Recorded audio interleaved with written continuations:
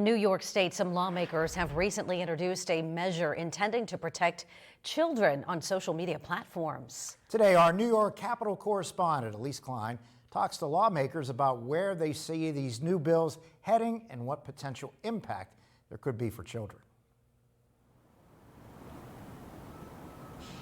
Elise, you're in Albany tonight. You have more on just what this measure means. Tell us just how it can be broken down. Good evening. Mike, Eva, good evening. Some lawmakers are telling me today that they are concerned about social media's negative impact on children's sleep and mental health. And this is an effort that both the governor and the New York State Attorney General have already come out and announced their support. Our children are in crisis, and it's up to us to save them. It's not a coincidence that young people are spending more time on social media.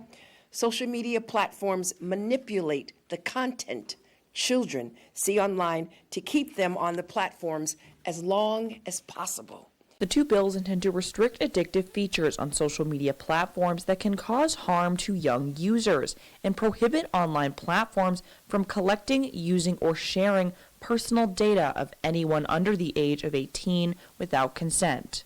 The legislation will also allow parents to opt out of access to social media platforms for minors from the hours of 12 a.m. to 6 a.m., limiting the time kids spend online per day.